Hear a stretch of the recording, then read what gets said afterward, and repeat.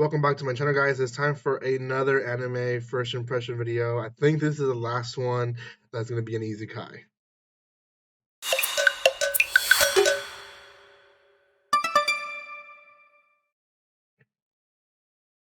Welcome back to my channel, guys. It's another first impression video. This is going to be on specifically Handyman Saitou in Another World. And this is, I promise, the last easy kai first impression video for this season.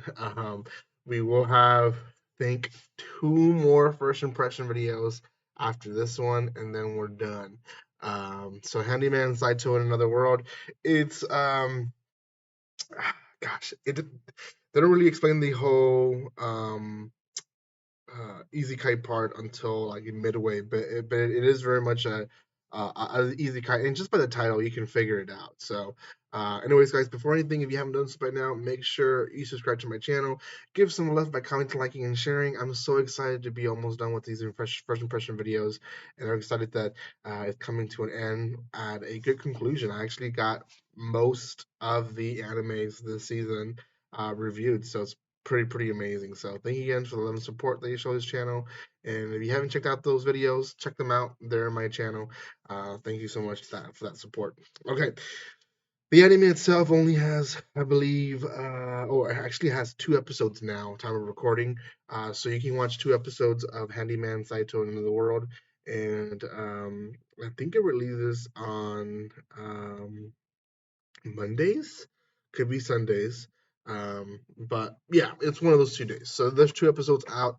Um, the first episode, I don't know, the first half of the episode seemed like they were introducing everyone. And we start with Saito, and Saito essentially is the handyman. We learn that he can handpick locks and that he is essentially the one that does all the special jobs uh, for the group, and he even fixes armor and stuff like that for some of the characters, and builds like backpacks and stuff like that for like the fairy to carry her coins. We see that he is easy kai'd and that his previous life he basically felt like he could be easily replaced. At one point, he has a little flashback of where his boss is like, "We can find someone who can do the same thing that you can do, and you're not going to be missed." And another part, he has a flashback where he's picking a lock, and it takes him about half a minute.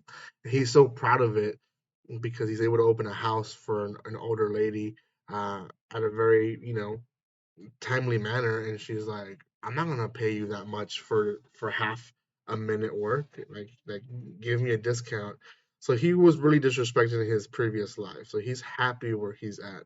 Um, we see the armor girl. Essentially, she's a shy girl, has a crush on him. We don't know much about her other than that's who she is, and she's very strong. The fairy herself, we see a scene of essentially she heals them, and a lot of her magic is defense magic or healing magic. And if it comes to healing magic, she charges her own members in the group for it, and she's very greedy with money. The last member of the group is a mage, and he's an old guy, and apparently saved the whole group at one point, but he also forgets his incantations. And at the end of the episode, Sato actually trains under him, and he learns that he can't use magic, but at the very least, he can remember the incantations for him, which saved their butt at one point when were being attacked against like a bunch of zombies. Um, so that's the group. There's another character who was introduced, and I don't know why he was introduced because he's not really part of the group. But it's a dwarf, and essentially he's very strong. He does what's kind of like a defensive attack. He's very hard to take down, and he basically attacks head on. So, interesting character. Don't know why they mentioned him in this episode. And the other character they introduced was a merchant who kind of helps them get stuff. And again, don't know why they introduced her as like a member or something like that. It just seemed like they were introducing everyone left and right. The last part of the episode is actually the episode itself.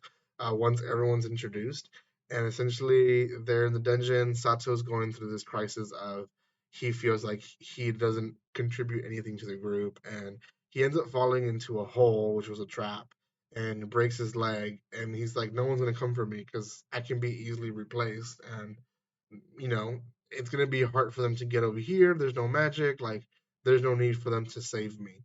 And they do save him. They do save him. And the first thing they say is, "There's no one in this world that can replace you." And that's like it hits him home in the heart. Um, which, to be honest, that whole thing, like the beginning felt weird because they weren't really following the story, just introducing character after character, and then the end, it felt like it was the ending of a series. So, I just, that's just kind of how it went. So, um, good, but a little confusing. Oh well. Overall, great series. If you haven't checked it out, I highly recommend it. And I'll give this one a 6.5. It's a cute, easy kai. Probably will watch it if it's dubbed or not. Uh, won't be waiting every week for this one, but for sure it's one that I think it's a good pastime anime. So let me know what you guys think about this one particularly in the comment section. If you haven't done so by now, make sure you subscribe to my channel. You can also like the video, especially if you're watching up to this point, because you know if you're watching up to this point. Yeah, you should be liking the video. So thank you guys so much for the love and support, and like always, don't be strangers. See you guys.